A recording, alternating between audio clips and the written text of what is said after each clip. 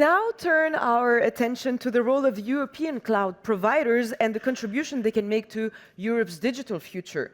It is therefore my pleasure to now welcome our next speaker. This is Uwe Geier, Senior Director Cloud Solutions at IONOS. Uwe will share his perspective on what sovereign cloud looks like in practice, drawing on the IONOS Cloud and NOBIX Group partnership as a mid-market case study in Germany. Ladies and gentlemen, let's welcome Uwe Geier. Thank you. Good morning, everybody. Yeah, we talk a great deal about sovereign cloud, but sovereignty is not about where your data sits. We heard that already. That's the easy 10%. The hard 90% is who owns the stack, who operates it, and who is accountable when something breaks. My name is Uwe Geier, IONOS Cloud.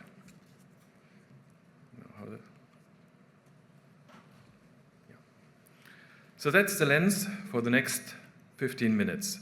Sovereignty as something operational, not aspirational. Everything I show you ladders up that one idea. And I'll close with a German customer who bet their regulatory survival on it. An argument like that is only as good as the company making it, so let me begin with who we are.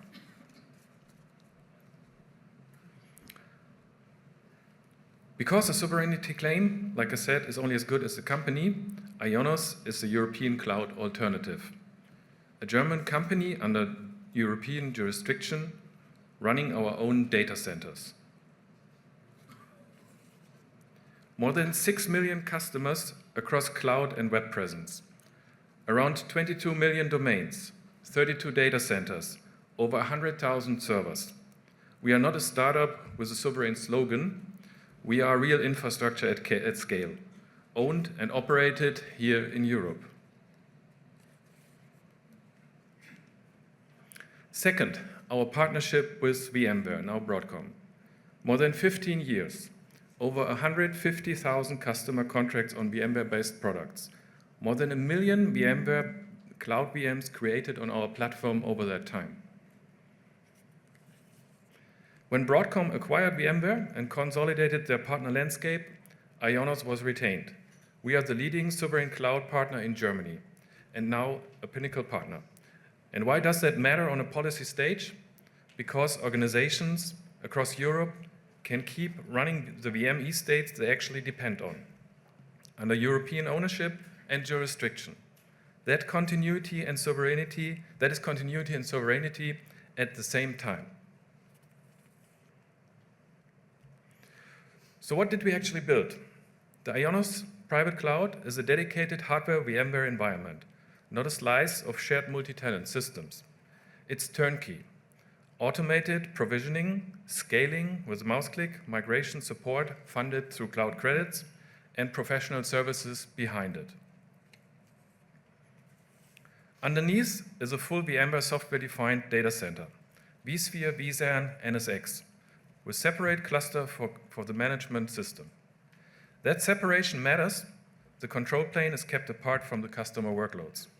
This is real engineering on dedicated hardware, operated by us. That is the foundation sovereignty actually rests on. This slide is about responsibilities. It's the heart of the policy argument. Oh, this one. It's the heart of the policy argument. In most cloud models, accountability is fragmented. One company owns the license, another the infrastructure. A third one operates it. And when something breaks, you're caught in the middle. Think about what that means in an audit. The auditor asks a simple question: who is responsible for patching the hypervisor? In a fragmented model, you get 3 answers and a gap. And the gap is exactly where findings come from, and we collapse it. IONOS is a single contractual, accountable European provider across the whole stack: license, infrastructure, and operations. And under DORA or BSI C5, third-party risk rules, that single line of accountability isn't a nicety. So it's the difference between a clean audit and an open finding. One operator signs for the whole stack, one answer, one signature, and one accountable name. So sovereignty and security aren't add-ons, they are built in. Dedicated hardware in European data centers across multiple locations, encryption at rest and in transit through vSAN Enterprise, NSX microsegmentation so that a threat can't move laterally, secure connectivity through IPsec VPN. So when I say sovereignty is operational, this is exactly what I mean. The restriction plus secure substance, not a label. Now let me show you why all of that mattered to one customer who generally could not afford things to go wrong.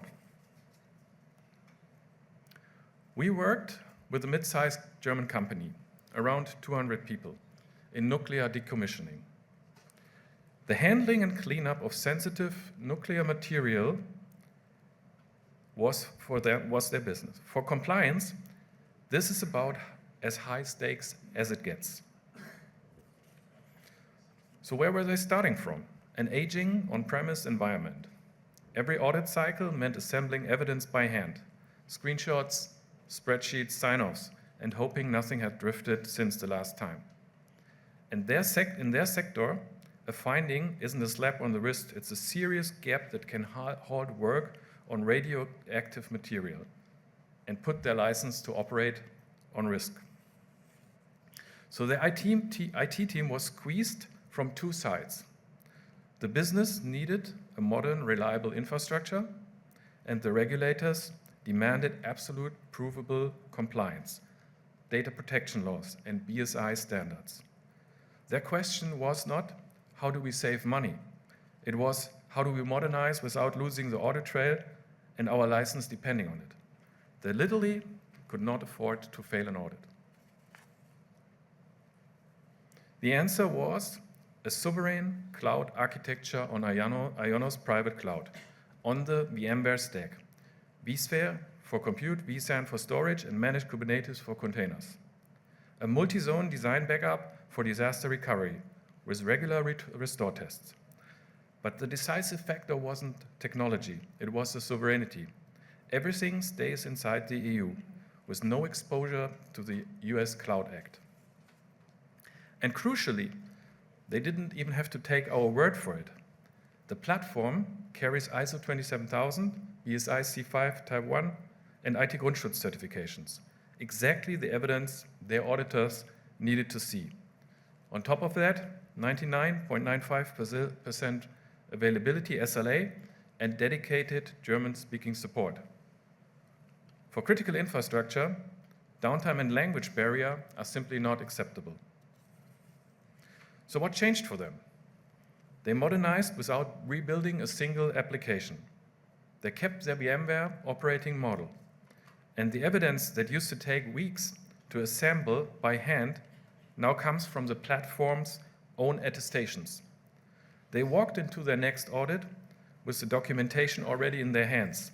That is what operational sovereignty looks like in practice. But a platform is only half the answer. Someone still has to run it every single day.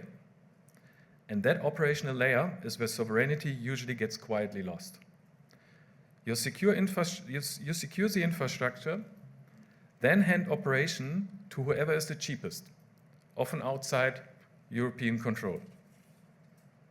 Here's what was different.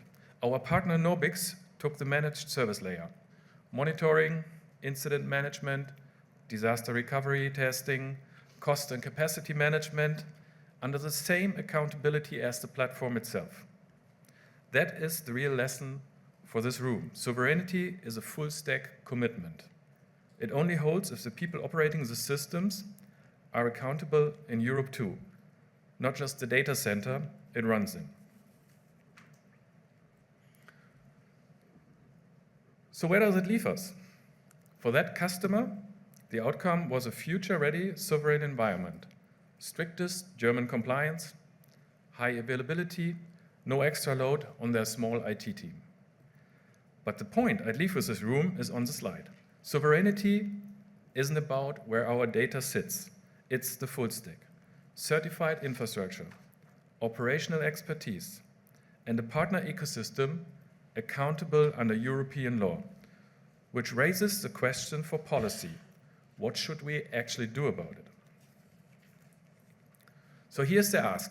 Hyperscalers can give you a data center in Frankfurt. What they can't give you is the genuine sovereignty with accountability. So there's three things. One, define sovereign cloud operationally. Ownership, jurisdiction, and operations, not just residency. And then two, a procurement preference for generally sovereign providers in critical sectors. And three, most important, enforce it so that sovereign washing doesn't hollow out the word. So sovereignty should be measurable and enforceable. Thank you for listening.